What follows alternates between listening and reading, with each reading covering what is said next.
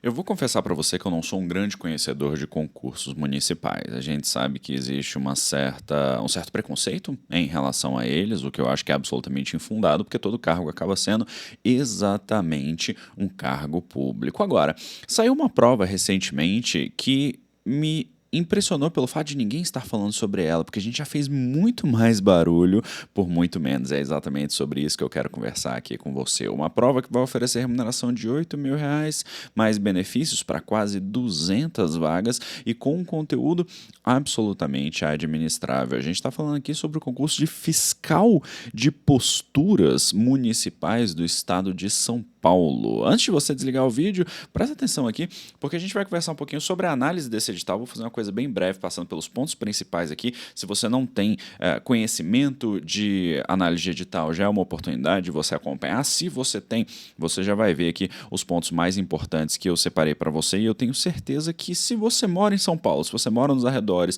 ou não se importa de morar em São Paulo, ou tem vontade até, você pode ter certeza que essa vai ser uma das provas que a gente vai ver. Então vem aqui comigo para a gente poder trabalhar com esses pontos aqui. Isso daqui é o edital, tá? O concurso ele é realizado pela Fundação VUNESP, ele é um cargo estatutário, são 175 vagas. O prazo de validade do concurso é de 1 ano. Para quem não tem muito conhecimento em relação a isso, eu já recebi várias perguntas nesse sentido, isso daqui não é o tempo que você vai trabalhar, né? Não é a validade do seu cargo, é a validade do procedimento do concurso público. Então, é só uma informação administrativa a respeito de em quanto tempo a administração pretende terminar este processo. Quando a gente segue aqui, a gente vai ver que tem um quadrinho lá na frente que fala exatamente da quantidade de vagas. A gente vai ter 175 vagas, sendo 131 para ampla concorrência, 9 vagas para deficientes físicos, para pessoas com deficiência, e 35 vagas para negros, negras, afrodescendentes. A gente tem uma remuneração de R$ 8.000 para uma carga horária de 40 horas. Uma vantagem aqui, tá? Diploma de nível superior completo, ou seja, se você tiver qualquer nível superior, inclusive tecnólogo, porque aqui diz curso superior completo, você vai ter a possibilidade de disputar uma dessas vagas. Aqui embaixo está dizendo, no 1.5, os ocupantes do cargo de fiscal de postura ficarão sujeitos à jornada básica de 40 horas semanais, o que já era de se esperar, né? Porque é o nosso padrão. A inscrição vai ser realizada do dia 31 de maio até o dia 6 de julho, e aí você vai conferir ali para saber todas as condições das inscrições. Eu vou passar por alguns pontos aqui porque eu quero me concentrar nos pontos mais relevantes para essa análise. Ele vai falar da isenção da taxa de inscrição, o candidato que exerceu a função de jurado, condições especiais diversas, candidato a lactante, participação de pessoa com deficiência, o que você precisa enviar para que você possa participar. E aí, lá na frente, a gente vê a inclusão do nome social, candidatos negros, negras e afrodescendentes, aferição da lista NNA. Aí a gente chega na parte da prova, e essa parte aqui ela é especialmente interessante. Muitos iniciantes viram para mim e falaram assim, Fernando, começando agora, dá tempo de eu passar nessa prova? E sinceramente, dá. Sinceramente, dá tempo de você passar nessa prova. Veja o que nós vamos ter aqui. Na prova objetiva, a gente vai ter língua portuguesa, unidade de medida e raciocínio lógico quantitativo, noções de direito, legislação municipal, que é a disciplina mais relevante junto com direito e ferramentas aplicadas ao trabalho, mas disparado, legislação municipal é o mais importante, são cerca de 30 leis que você tem que saber. As características do município de São Paulo, que é uma coisa meio história e geografia, e aí as ferramentas aplicadas ao trabalho. Eu vou fazer uma ressalva aqui para esses dois pontos, porque a gente vai ter duas provas escritas, cada uma delas valendo 100 pontos. E a sua nota final vai ser o somatório dessas três provas, o que significa que a sua prova vai valer até 280 pontos, sendo que a menor parte disso, menos de 1/3 dessa pontuação, vai ser dedicada à prova objetiva. A prova objetiva vale só 80 pontos. Então, tudo isso daqui vai valer 80 pontos e as suas duas provas escritas vão valer 200 pontos juntas. Então, o que significa? Que você ainda tem condições de ir muito bem, mesmo que você não saiba esse conteúdo integralmente. Se você souber escrever bem, essa prova aqui, ela certamente foi desenhada para você. Aí ele fala que a prova objetiva, caráter classificatório e eliminatório, vai ter questões de múltipla escolha, como é o padrão da VUNESP, com 5 alternativas. Vai ter duração de 4 horas, vai ser realizado pela manhã, lá na frente ele fala isso, e as redações vão ser feitas à tarde. A prestação das provas vai ser feita na cidade de São Paulo, e aí tem todas as determinações a respeito da realização da prova, e aí eu até destaquei aqui que você vai precisar assinar no campo reservado para a sua prova, tá? Você vai conferir para ver se a sua prova está ok e você vai fazer a sua assinatura. Muita gente me manda mensagem às vezes dizendo assim: Fernando, eu esqueci de assinar, vou ser eliminado? Muito provavelmente sim. Então preste muita atenção, especialmente se for a sua primeira prova, porque isso daqui é um detalhezinho, e lembre-se que você precisa ler o edital. Não é porque eu estou passando aqui por alguns pontos mais importantes que isso te exime da leitura do edital de forma nenhuma, combinado? A gente segue lá na frente. A prova objetiva tem a data prevista no dia 27/8. Isso é o mês de agosto. Hoje eu estou gravando isso aqui na madrugada do dia 23 de maio, o que significa que a gente tem um pouco mais de 3 meses para que você estude esses conteúdos. Por isso que eu volto a dizer, considerando a quantidade de conteúdo que a gente tem, daqui a pouquinho a gente vai ver um planejamento que eu preparei aqui para você, é mais do que suficiente que você veja, cara, 100% deste conteúdo até o dia da prova. Inclusive, revise alguns dos pontos importantes, tá? Lá na frente está falando aqui sobre a utilização de caneta esferográfica, e ele diz que você tem que levar caneta esferográfica de tinta preta, que é o padrão. Nossa, mas foi difícil isso, caneta esferográfica de tinta preta. Por quê? Porque a leitura óptica, ela precisa da cor mais escura para que ela possa fazer a leitura. E, além disso, por exemplo, quando ele fala lá na frente que a sua prova, ele está falando aqui da prova discursiva, não, aqui ele está falando da objetiva, mas na prova discursiva ele fala também que se você usa de outra cor, então assim, ele não veda, mas se você usa de outra cor, você corre o risco de ser prejudicado, porque a prova é digitalizada para ser passada para o corretor, beleza? Na redação, boa notícia, tá? A redação vai ser feita no mesmo dia, na parte da tarde, e 786 candidatos terão tanto a sua dissertação quanto o seu estudo de caso corrigidos. A redação dissertativa, ela tende a ser bastante tranquila, tá? Então, se você já fez alguma redação na vida, você conhece. Se você não fez, dá tempo de você aprender, dá tempo de você escrever.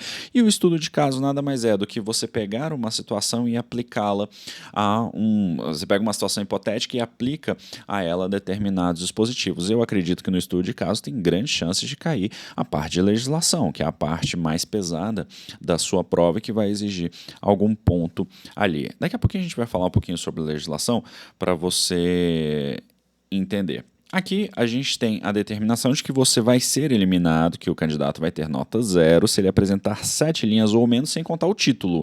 Ou seja, talvez a sua redação peça título, então você tem que estar ligado nisso, não pode fazer menos do que 7 linhas, tá? Eu não vou aprofundar essa parte da redação também, porque não é o objetivo aqui. Aqui a gente está falando um pouco mais de forma geral em relação a essa prova. A pontuação, para quem não é muito fã de matemática, isso aí não tem muito estresse, não. Isso aí só está falando que você vai ter a sua pontuação baseada num percentual, então não tem estresse, não, tá? A prova dissertativa vai valer 100 pontos. O estudo de caso vai valer 100 pontos e a nota final vai ser a somatória das notas obtidas junto com a sua notinha que a gente passou aqui, tá? Porque a nota na prova objetiva, ela vai ter também 100 pontos. Então, na verdade, retificando aquilo que eu falei lá no início, não são 280 pontos, são 300 pontos, porque isso daqui é arredondado para valer 100 pontos. Então, exatamente 1/3 da prova é a parte objetiva e 2/3 da prova é a parte escrita, beleza? Na sequência lá, a gente vai falar sobre recursos, vai ter uma série de pontos aqui, publicações, nomeação e posse. É importante que você veja isso tudo aqui, porque né, o edital é a lei do concurso público. E aí, a gente chega lá na parte de conteúdos programáticos. Isso daqui é uma parte extremamente importante, tá? Vai exigir nível superior completo, como a gente já viu. Aí você vai ter língua portuguesa, um edital padrão aqui, não tem nada que chame atenção em língua portuguesa. Dentro de unidade de medida, que é um termo que eu não me lembro de ter visto em editais, você vai ter isso, você vai ter o raciocínio lógico quantitativo.